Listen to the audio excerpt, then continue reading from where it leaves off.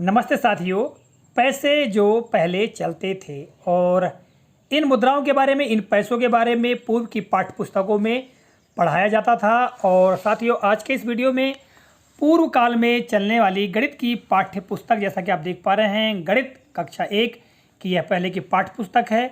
और इस पाठ्य पुस्तक की इकाई 10 यहाँ पर देखिएगा, एकक 10 के रूप में दिया गया है भारतीय मुद्राएं। तो आज के इस वीडियो में पूर्व काल में चलने वाले पैसे और नोटों के बारे में हम जानकारी प्राप्त करेंगे।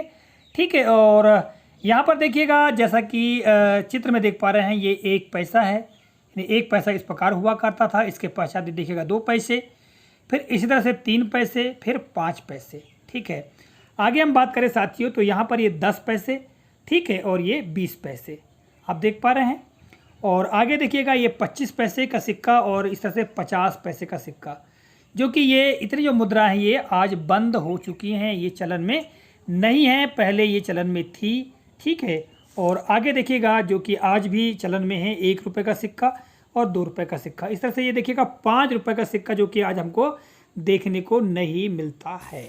ठीक है। आगे देखिएगा, इस पृष्ठ पर ये 50 पैसे का सिक्का, या 50 और 50 सब मिलकर के 1 रुपये का सिक्का बनता है, ऐसा पढ़ाया जाता था। इस तरह से 25 पैसे और 25 पैसे मिलकर 50 पैसा होता है, और इसके बारे में पढ़ाया जाता था। इसी तरह से यहाँ देखिएगा, 4 25 पैसे के सिक्के मिल करके 1 रुपये बनते हैं, ऐसा पढ़ाया जाता था। साथ ही 20 पैसे के 2 सिक्के और 10 पैसे का 1 सिक्का मिल करके 50 पैसे होता है, इसके बारे में बताया जाता था। इसी तरह से यहाँ देखिएगा, 20-20 पैसे के 5 सिक्के मिलकर के 1 रुपये का कॉइन बनेगा, सिक्का बनेगा, या 1 रुपया होता है, ऐसा पढ़ाया जाता था। इस तरह से यहाँ पर 10-10 पैसे के 2 सिक्के मिलकर 20 पैसे बनते हैं, इस तरह से पढ़ाया जाता था। अगले प्रश्न पर देखिएगा, यहाँ 50 पैसे और 20-20 पैसे के 2 सिक्के और 50 पैसे का 1 सिक्का मिलकर कितने पैसे होंगे, यहाँ पर लिखना था, यानी 90 पैसे। इसी तरह से यहाँ पर 50 पैसे का 1 सिक्का, 20 पैसे का 1 सिक्का और 5 पैसे का 1 सिक्का मिलकर कितना पैसा होगा, यहाँ लिखना होता था, तो यहाँ 75 पैसा। इसी तरह से यहाँ देखिएगा, 25 पैसे का सिक्का, 20 पैसे का सिक्का और 10 पैसे का सिक्का मिल करके कितने पैसे होते हैं, यहाँ पर लिखना होता था 55 पैसे।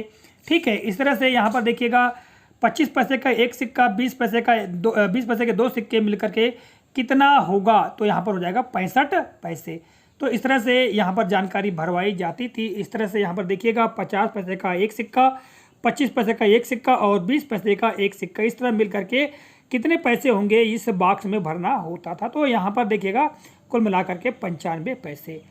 इसी तरह से यहाँ देखिएगा, 20 पैसे के 2 सिक्के और 10 पैसे का 1 सिक्का मिलकर कितने पैसे बनेंगे, तो 50 पैसे बनेंगे। इस तरह से इस बॉक्स में भरना होता था।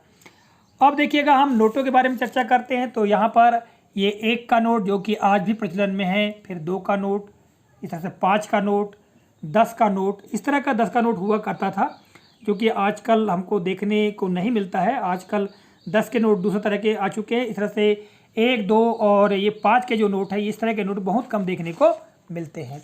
और यहाँ देखिएगा, इस पृष्ठ पर 20 रुपये का 1 नोट, फिर ये 50 रुपये का नोट और यहाँ पर 100 रुपये का नोट। उस समय पर जब हम पढ़ते थे तो 500 या 2000 या 1000 के नोट नहीं हुआ करते थे। सबसे बड़ा नोट 100 रुपये का ही हुआ करता था। तो इस तरह से गणित विषय में मुद्राओं के बारे में जानकारी दी जाती थी, और पूर्व काल में चलने वाले सिक्कों के बारे में, यानी पैसों के बारे में, इस वीडियो के माध्यम से आप तक जानकारी प्रेषित करने का मैंने प्रयास किया है। आशा करता हूँ जानकारी उपयोगी और महत्वपूर्ण और पूर्व काल की याद दिलाने वाली लगी होगी।